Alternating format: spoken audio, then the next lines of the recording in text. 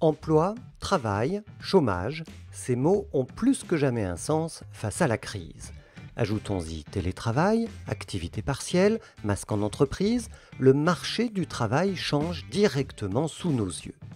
Je m'appelle Frédéric Vuillot, je suis journaliste et pour bien comprendre ce qui se joue dans le monde du travail actuellement, j'ai demandé à des experts de tous horizons de vous livrer leur vision de cette transformation. Point de suspension, c'est le podcast de l'UNEDIC qui décrypte les transformations du monde du travail en donnant la parole aux experts.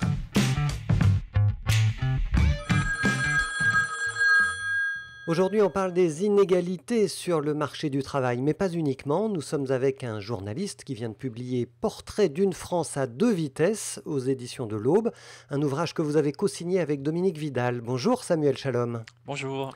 Alors le projet de ce livre est né en 2018, mais c'est aujourd'hui que l'on constate une envolée du chômage et une explosion de la pauvreté. Dites-nous pourquoi vous utilisez l'expression d'une France à deux vitesses. C'est en tout cas pour montrer qu'on peut faire des oppositions, et puisqu'on est dans un podcast sur le travail, je vais illustrer ça avec le travail. À l'époque et toujours aujourd'hui, on peut déjà faire une opposition entre travailleurs des plateformes et travailleurs salariés. On le voit avec ces travailleurs des plateformes qui n'ont pas de protection sociale alors que le salarié a l'assurance chômage, la retraite, il cotise. Donc voilà une première opposition très forte. Ensuite, la deuxième, dans le milieu du travail, je dirais que c'est entre CDI et CDD. On peut parfois avoir une idée fausse en pensant qu'il y a beaucoup plus de CDD que de CDI, mais ce qui reste majoritaire aujourd'hui, c'est bien le CDI, puisque en 2017, d'après les stats qu'on avait dans le bouquin de l'INSEE, il y avait toujours 88% de CDI et 12% de CDD.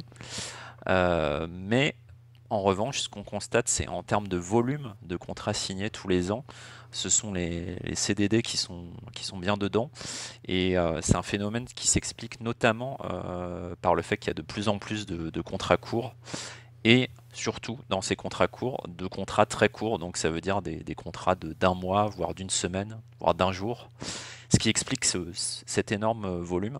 Donc en gros, sur ce point-là, les CDI restent majoritaires, mais lorsqu'on est en CDD, on a quand même beaucoup de chance d'être dans un contrat très précaire sur un temps très court. Ensuite, il y a évidemment les inégalités de salaire femmes-hommes qui restent quand même très prégnantes, entre 12, 15 voire 18%. Les chiffres souvent varient suivant les sources qu'on a, mais en tout cas, c'est toujours plus de 10% d'écart de salaire homme-femme.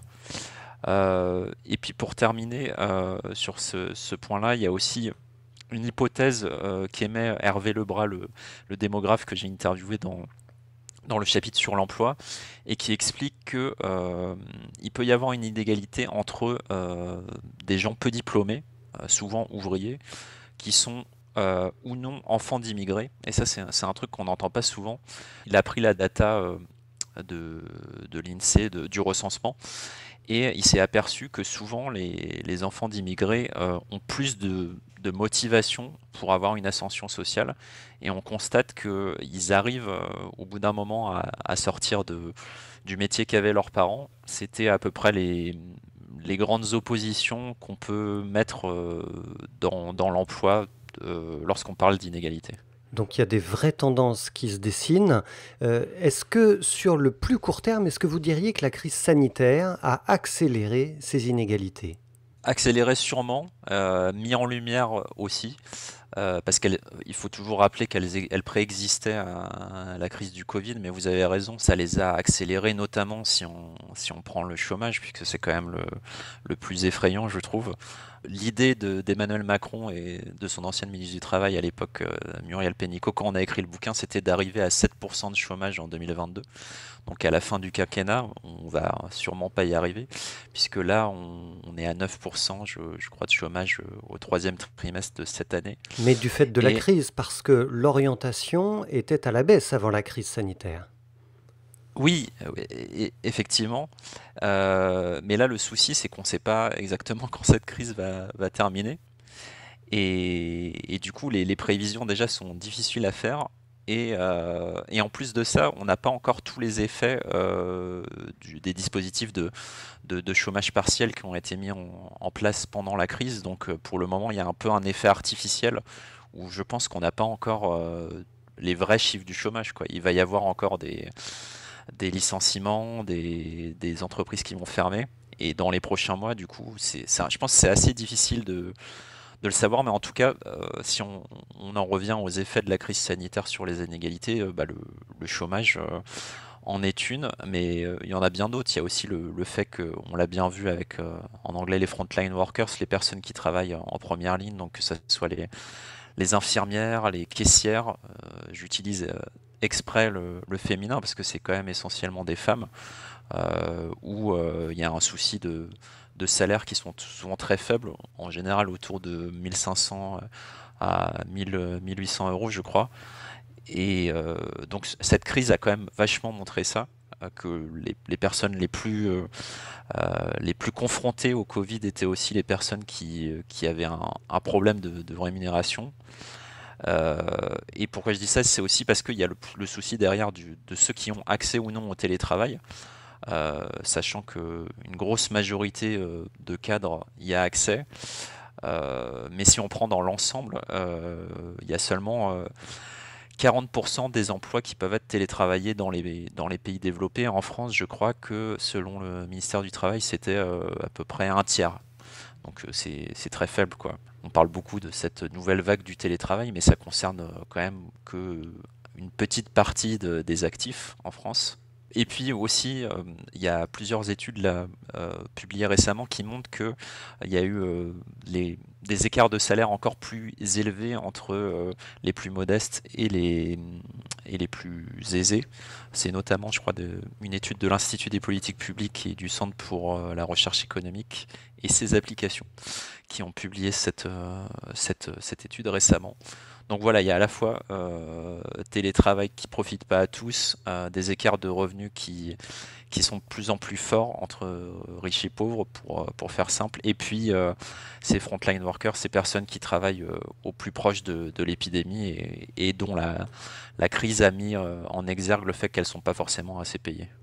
Parlez-nous de votre approche, Samuel Shalom, pour écrire cet ouvrage Portrait d'une France à deux vitesses. Vous avez rencontré des victimes de ces inégalités, on l'a compris, vous avez aussi rencontré des experts dans des domaines assez variés. Comment est-ce que vous avez travaillé précisément ?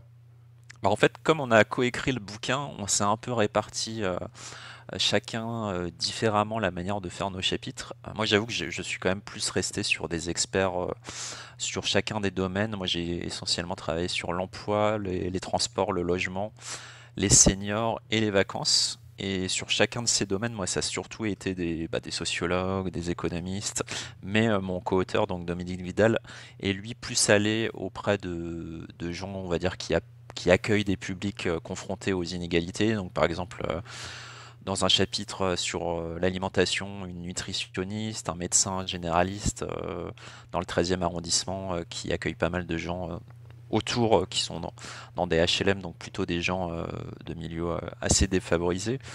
Donc voilà, on a essayé d'articuler entre moi qui suis peut-être un peu plus resté sur des experts et lui qui a pu avoir peut-être plus de remontée du terrain, notamment par exemple sur le chapitre sur l'éducation.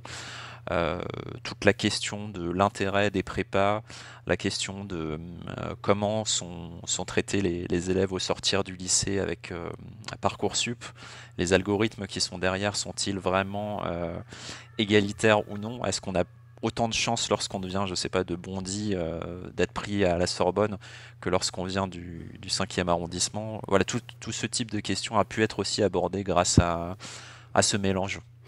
Un ouvrage extrêmement riche, Portrait d'une France à deux vitesses aux éditions de l'Aube, coécrit par Dominique Vidal et Samuel Shalom. Merci beaucoup à vous pour votre expertise. Merci à vous. C'était Point de suspension, le podcast de l'UNEDIC qui décrypte les transformations du monde du travail en donnant la parole aux experts.